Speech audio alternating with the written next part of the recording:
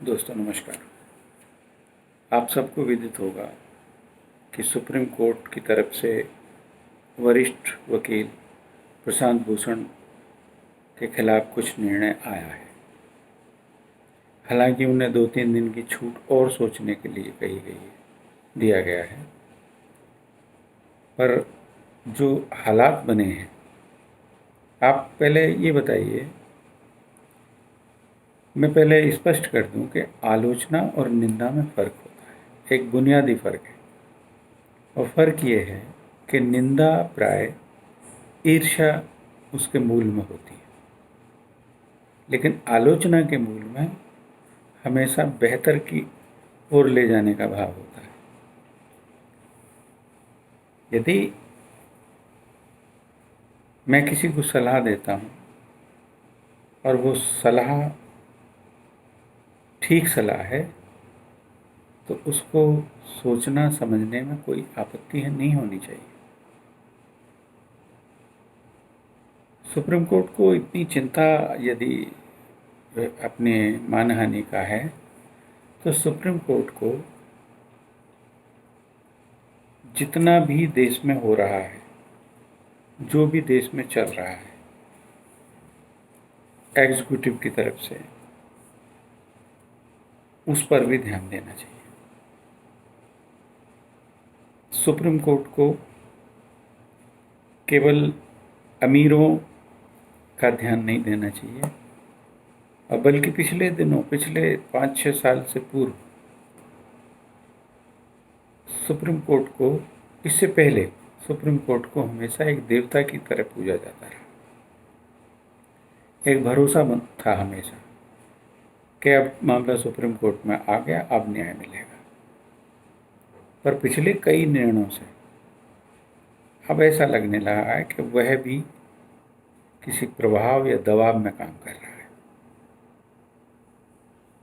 अब किसका दबाव हो सकता है, किसका इससे फायदा है, ये चीज़ भी जागरूक और बुद्धिजीवी लोग सब समझते हैं, जानते हैं। अगर इनको प्रशांत भूषण के मामले को इतनी जल्दी तय करने की बात इनको उत्सुकता थी, तो कभी सुप्रीम कोर्ट ने यह नहीं सोचा।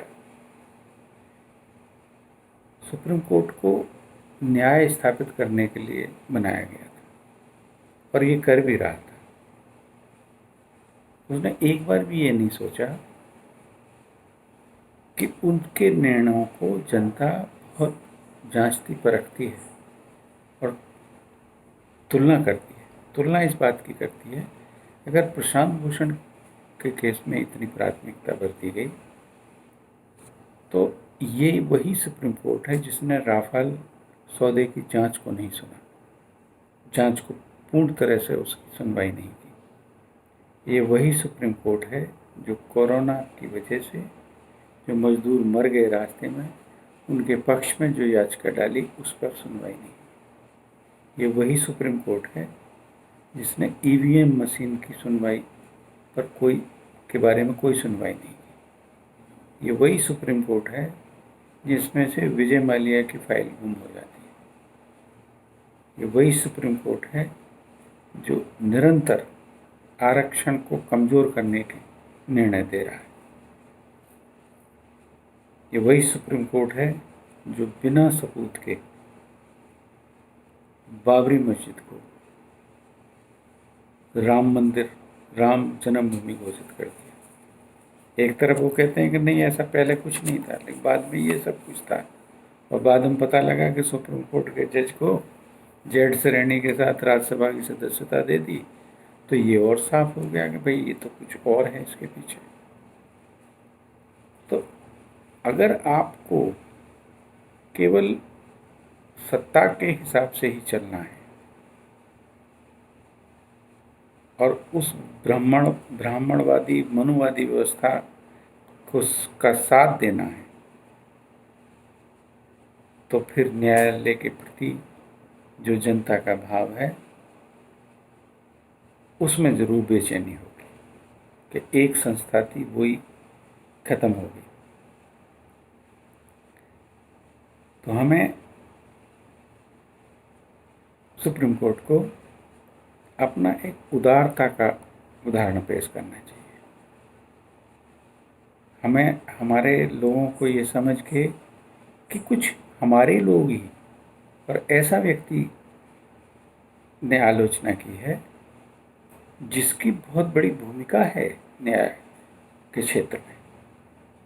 तो मैं इन्हीं शब्दों के साथ अपनी बात कहूँगा कि कोई भी बड़ी संस्था है जिसके हाथ में अधिकार है, उनको उदार होने की ज़रूरत है। सरकार आती हैं जाती हैं, नेता लोग आए गए और आते रहेंगे, पर जो एक मूल में विश्वास है, जो श्रद्धा है, अगर वो ही नहीं रहेगी तो सब कुछ खत्म हो जाएगा। धन्यवाद आपका।